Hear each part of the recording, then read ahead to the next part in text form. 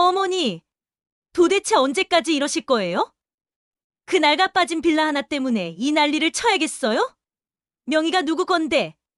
아들 이름으로 된 집에서 얹혀 사는 주제에. 지영아, 그만해. 엄마한테 무슨 소리야? 그럼 오빠가 해결해. 이 빌라 담보 대출 받아서 우리 사업 자금 대고 우리 민준이 유학 보내야 한다고 몇 번을 말해. 그놈의 고집 때문에 가짜 월세 계약서에 도장 하나 못 찍어주겠다고? 우리 가족 다 길바닥에 나앉아야 직성이 풀리겠어요? 아니다. 지영아, 이 집은 이 어미가 평생 모은 돈으로 산 집이다. 아무리 아들 이름으로 되어 있어도 여긴 내 보금자리야. 내 마지막 성이다. 내가 왜 이 집에 월세를 내야 한다는 거니? 정 웃기시네. 늙으면 추억팔이 말고 현실을 보라고요. 돈이 최고야, 돈.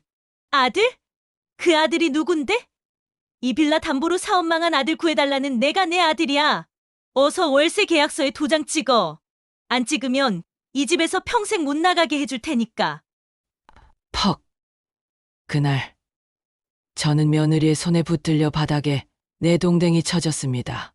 며느리는 미리 준비해둔 가짜 월세 계약서에 제 손을 억지로 잡아 끌어 지장을 찍으려 했습니다. 저는 필사적으로 저항했지만 늙고 병든 몸은 힘없이 밀려났습니다. 제 얼굴에 굵은 눈물이 흘러내렸습니다. 저는 알았습니다. 제가 평생을 바쳐 지켜온 가족이라는 이름이 저를 벼랑 끝으로 내모는 가장 잔인한 칼날이 되었다는 것을. 그리고 이 낡은 빌라가 저의 마지막 성이자 저의 모든 것을 되찾을 유일한 희망이라는 것을. 저의 기막힌 사연 끝까지 함께 해주시겠지요? 제 이야기가 궁금하시다면 좋아요와 구독 꼭 부탁드립니다. 안녕하세요. 저는 김옥자입니다. 올해 75살. 제 이름 석자보다는 누구, 엄마로 불리는 게 더 익숙한 사람이지요. 저는 평생을 오직 아들 도연이만을 바라보며 살아왔습니다. 저는 악착같이 돈을 벌었습니다. 시장에서 콩나물을 팔고, 식당에서 허리 한 번 펴지 못하고 설거지를 하고, 남의 집을 쓸고 닦는 가사도우미 일까지 마다치 않았습니다. 아들의 학비를 벌기 위해 새벽부터 밤늦게까지 일했고, 손마디는 퉁퉁 붓고 허리는 굽었지만 아들이 잘 되는 모습만 보면 그 모든 고통이 눈 녹듯 사라지는 듯 했습니다. 아들 도연은 착하고 순했습니다. 하지만 어딘가 나약한 구석이 있었습니다. 그래서 저는 늘 더 아들을 챙겼습니다. 며느리 지영은 처음에는 저에게 싹싹하고 애교가 많았습니다. 어머니, 제가 친정엄마처럼 잘 모실게요. 그녀의 말에 저는 이제야 내 아들이 좋은 짝을 만났구나 안도하며 몇 년 후에는 그간 모아둔 돈을 모두 합쳐 아들 명의로 이 빌라를 사주었습니다. 아들 집이라고는 했지만 사실 제 피땀 같은 돈으로 산 저의 마지막 보금자리였습니다. 저는 아들 부부가 이 집에서 행복하게 잘 살면 그것으로 만족할 줄 알았습니다. 그때는 몰랐습니다. 그 살가운 미소 뒤에 저의 모든 것을 삼키려는 거대한 탐욕이 숨어 있었다는 것을. 이 낡은 빌라가 며느리의 탐욕을 키우는 씨앗이 될 줄은 꿈에도 생각 못했습니다. 아들 내외와 한 지붕 아래 살면서 처음에는 좋았습니다. 손주 민준이 재롱을 보는 것도 낙이었고요. 하지만 아들 도연의 사업이 몇 년 전부터 어려워지자 며느리 지영의 본색이 드러나기 시작했습니다. 어머니, 죄송한데 저희 오빠 사업이 너무 힘들어서요. 어머니 통장에 있는 돈 좀 급하게 써야 할 것 같아요. 아니, 지영아, 그건 내가 노후에 쓰려고 모아둔 건데. 어머니, 지금 그게 중요해요? 오빠 사업 망하면 저희 다 길바닥에 나앉아요. 어머니가 좀 도와주셔야죠. 설마 아들 망하는 거 보고 싶으세요? 며느리의 협박에 저는 결국 통장의 돈을 모두 빼주었습니다. 그 후로 며느리의 요구는 끝이 없었습니다. 밭을 담보로 대출을 받으라 하고, 심지어는 이 낡은 빌라에서 대출까지 받아서 아들 사업 자금에 보태라고 했습니다. 저는 점점 며느리에게 돈 나오는 ATM 취급을 받았습니다. 아들 도연은 아내의 눈치만 보며 아무 말도 하지 못했습니다. 손자 민준이마저 엄마의 눈치를 보며 저를 멀리했습니다. 저는 제 집에서 제 가족에게 투명인간이 되어가고 있었습니다. 작년 겨울 아들 도연의 사업이 완전히 부도가 났습니다. 며느리 지영은 저를 찾아와 노골적으로 빌라 담보 대출을 받으라고 압박했습니다. 어머니, 오빠 사업 부도난 거 아시죠? 이제 이 집밖에 없어요. 이 집 담보로 대출 받아서 빚 갚고 남은 돈으로 새로 시작해야 해요. 은행에서 실거주자가 있으면 월세 계약서가 있어야 한다고 하니 어머니가 월세 사는 걸로 서류 좀 만들어 달래요. 이 집은 안 된다. 이 집은 얘 아버지가 평생을 바쳐 마련해준 유일한 유산이고 내 아들이 태어난 곳인데 어떻게 내가 이 집에서 월세를 낸다는 서류를 만들어. 유산 웃기시네. 늙으면 추억팔이 말고 현실을 보라고요. 당장 월세 계약서에 도장 찍으세요. 안 그러면 제가 강제로라도 대출 받아버릴 거예요. 며느리는 매일같이 저를 찾아와 괴롭혔습니다. 밥도 제대로 주지 않고 한겨울에도 난방도 틀어주지 않았습니다. 제 방은 얼음장 같았고 몸은 점점 야위어 갔습니다. 심지어 제가 아끼던 남편의 유품인 낡은 회중시계까지 몰래 팔아버렸습니다. 저는 추위와 배고픔, 그리고 자식에게 버려졌다는 고통 속에서 밤마다 이불을 뒤집어 쓰고 울었습니다. 그때 저는 생각했습니다.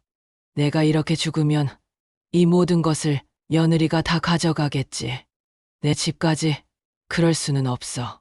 절대로. 며느리의 횡포는 점점 심해졌습니다. 어느 날 제가 끝까지 가짜 월세 계약서에 도장을 찍기 싫다고 버티자 며느리는 제 멱살을 잡고 바닥에 내동댕이 쳤습니다.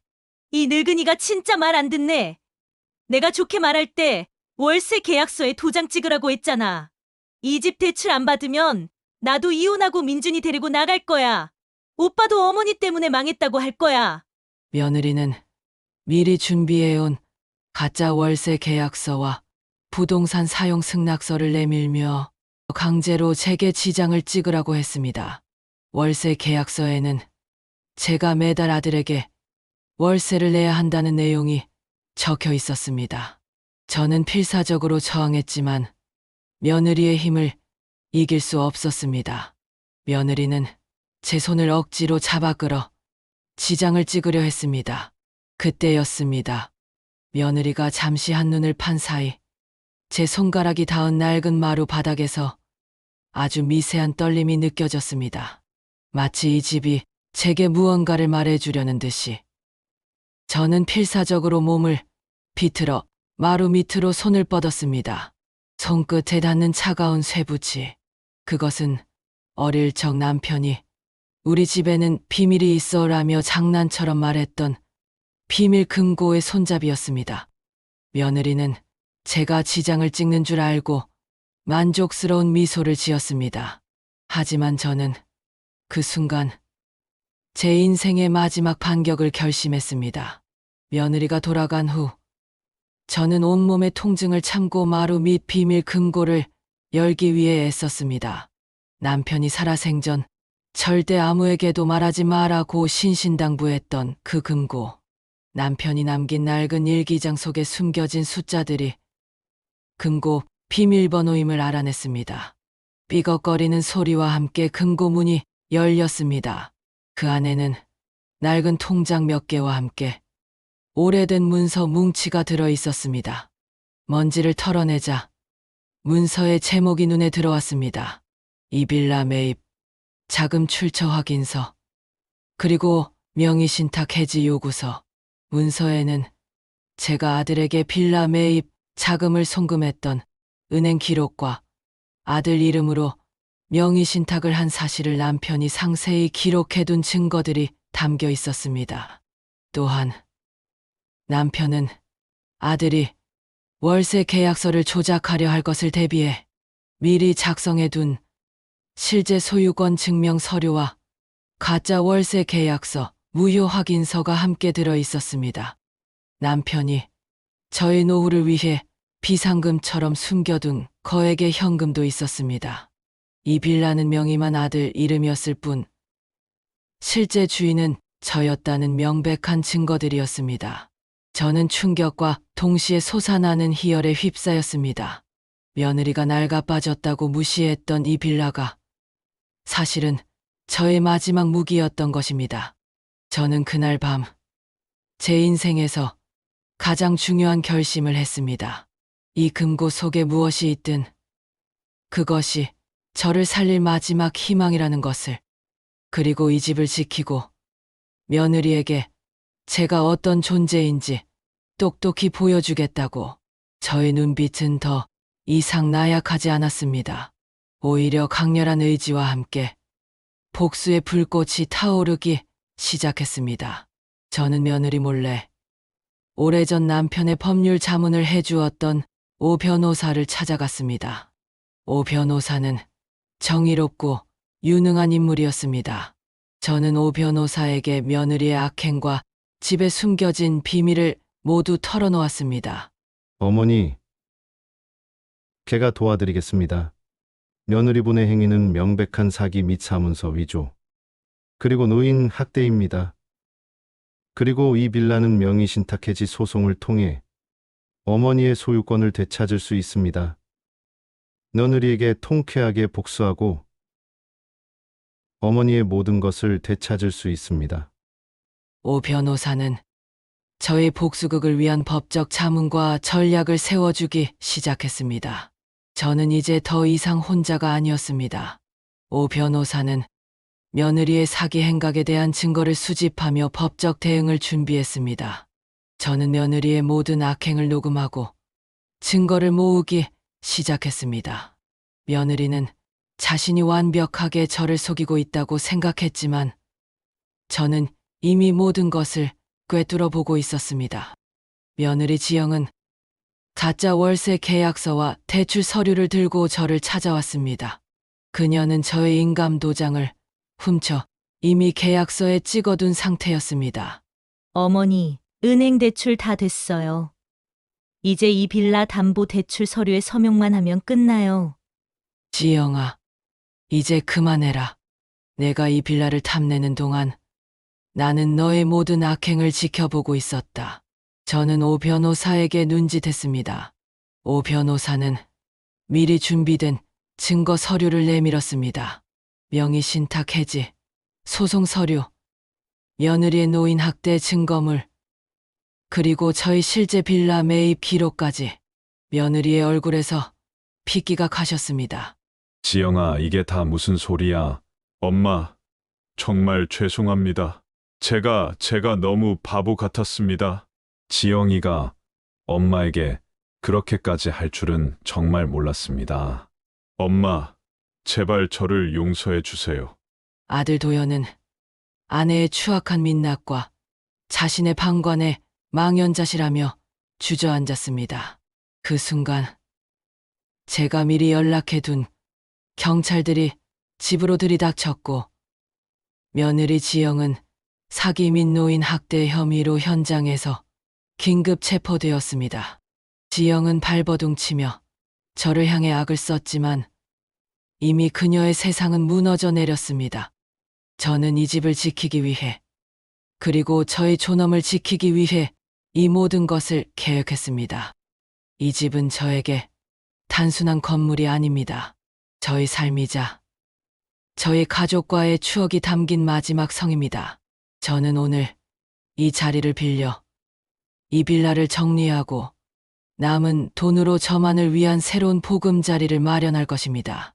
저는 빌라를 정리하고 남편이 남겨둔 비상금과 되찾은 제 돈으로 자신만의 작고 아늑한 보금자리를 마련했습니다. 더 이상 누구의 눈치도 보지 않고 제 마음대로 창문을 열고 제 마음대로 식사를 준비하며 제 마음대로 하루를 보낼 수 있었습니다. 아들 도현은 어머니의 결정에 눈물을 흘리며 고개를 숙였습니다. 그는 어머니를 믿지 못하고 아내의 횡포를 방관했던 자신을 뼈저리게 후회하며 이제는 어머니의 편에 서서 진정으로 용서를 구했습니다. 저는 아들을 용서하고 아들은 어머니의 진정한 사랑과 지혜를 깨닫게 되었습니다. 손자 민준이도 할머니의 용기와 지혜에 감동하여 할머니를 진심으로 따르며 할머니의 새로운 삶에 큰 위로와 기쁨이 됩니다. 김옥자 할머니는 더 이상 며느리에게 무시당하고 재산을 빼앗길 위기에 처했던 나약한 노인이 아니었습니다. 그녀는 자신의 마지막 성을 지키고 탐욕에 눈먼 자들에게 통쾌하게 복수하며 자신의 삶을 빛나는 유산으로 만들어낸 진정한 승리자였습니다. 저는 평생을 가족을 위해 살았습니다. 하지만 이제 저는 저 자신을 위해 살아가고 있습니다. 저의 낡은 빌라는 더 이상 낡은 집이 아닙니다. 그것은 저의 용기이자 저의 지혜이자 저의 빛나는 인생입니다. 여러분도 여러분 안에 숨겨진 비밀 금고를 찾아 여러분만의 빛나는 인생을 만들어 가시길 바랍니다. 여러분도 지금 나 자신을 위한 작은 시도를 시작해 보세요. 그리고 여러분의 황혼 사연을 저희 채널에 들려주세요. 함께 공감하고 응원하겠습니다.